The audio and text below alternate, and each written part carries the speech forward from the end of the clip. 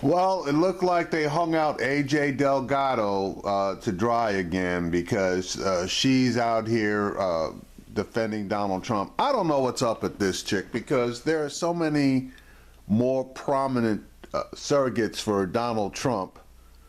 People like Rudy Giuliani and Chris Christie and Dr. Ben Carson. So they trot her out here to defend Donald Trump over these various women's allegations. Well, I guess you need to trot a woman out, but why didn't they trot out Kellyanne Conway? She is the top-ranking woman within the Donald Trump campaign. Now, they trot out this brain-dead Hispanic woman who was thrown under the bus once before, and she's getting thrown under the bus again. I mean, I don't know if she's getting paid. I sure hope so, because if she's doing this for free and she's acting like this, you know,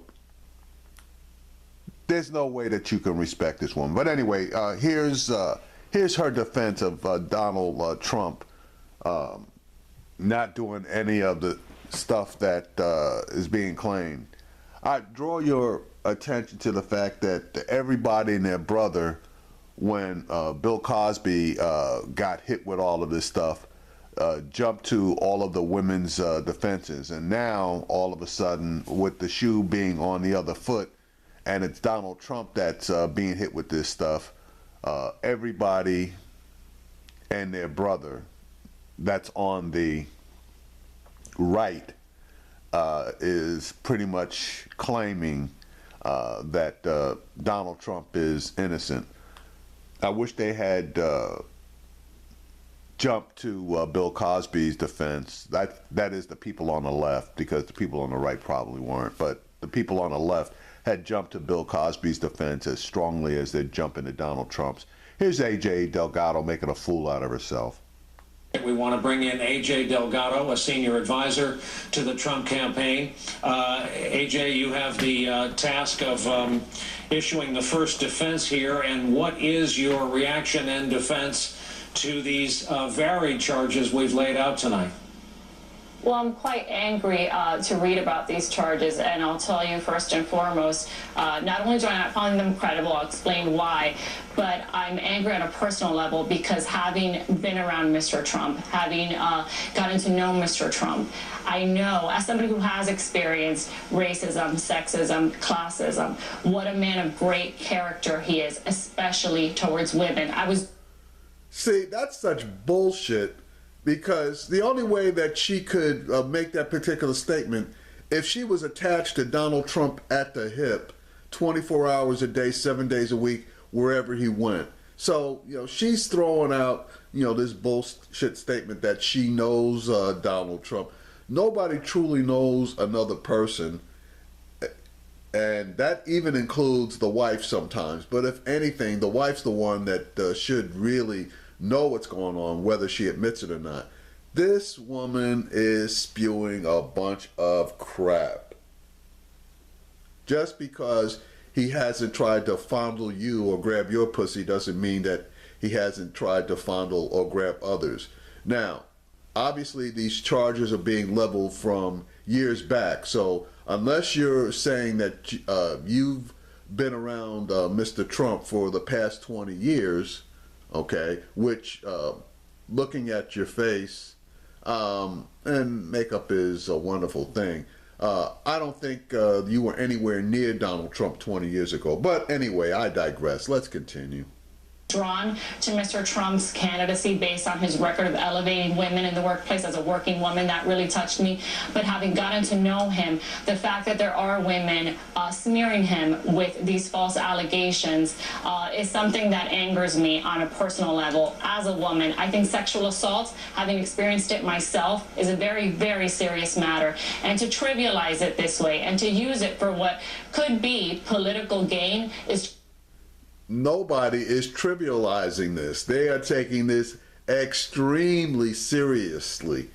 So as far as you saying trivializing it, no, I don't think so. just downright sickening. This is a sad moment for America, not for... Yes, it's a sad moment for America that the Republican Party has put up a misogynist, sexist, and he had, H-A-D, the potential to become president of the United States. Fortunately, in my opinion, that is over.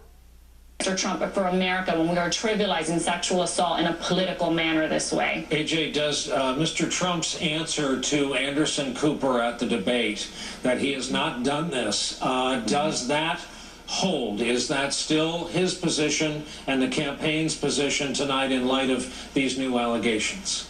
Absolutely it is. I do not find these allegations credible whatsoever. I understand that women may not always come forward when sexual assault occurs, of course. However, I find it a bit odd. For instance, the New York Times story, this woman that said that he had fondled her in a very aggressive, horrible manner in the middle of a flight, and that she did not even report this, not only to the authorities, but even to the airline itself. That simply boggles the mind. That's just not an instance where one can understand it coming from a place of, well, maybe she didn't feel comfortable reporting that. Also, at the end... Okay, I wonder if Bill Cosby can use that same statement, okay, as far as none of these, the women that are making their allegations coming forward. Okay, are we talking about a double standard here? The piece, notice at the very, very bottom, the New York Times reporter happens to mention that both of the women cited in the piece are Hillary Clinton supporters and Hillary Clinton donors. So forgive me if I find that a little bit dubious. And you know, Brian, I have to say, I grew up with the Juanita Broderick and Kathleen Wiley stories, and the media, the American media, taught me that these are just words. These are just allegations. This was just he said, she said. And I'm wondering why the media, who never believes Juanita, who never believes Kathleen Wiley, in the long list of Hillary Clinton and Bill Clinton victims, not just Bill, but Hillary Clinton victims, why it is now we're rushing to believe these accusations. I would say the same thing in regard to the Cosby case.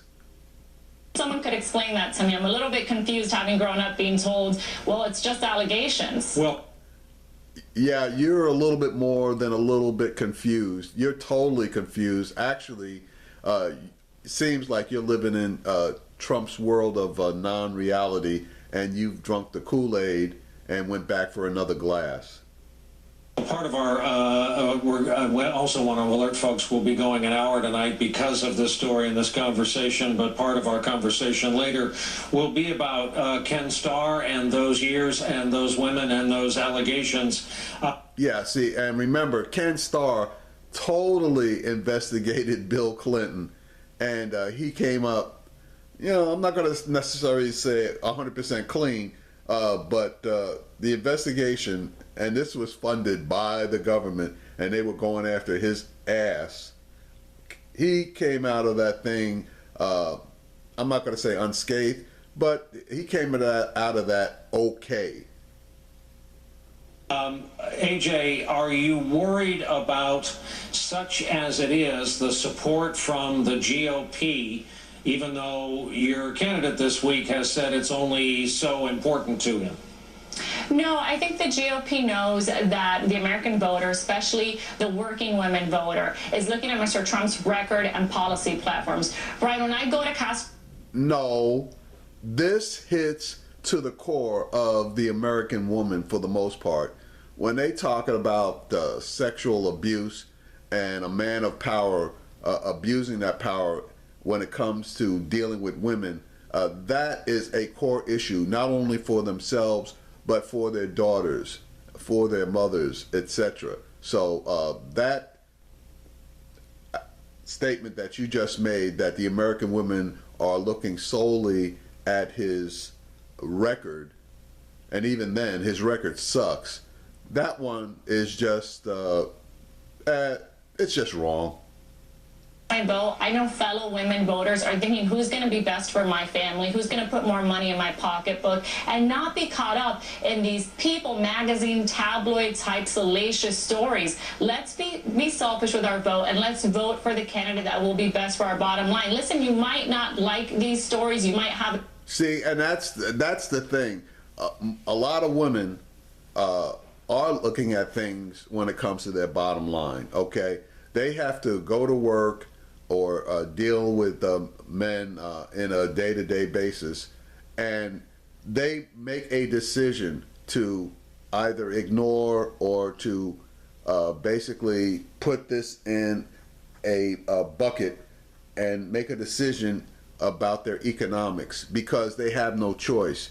They need to live. They need to pay their bills. Okay? So they make a decision to put up with this bullshit because they have to. They have no choice.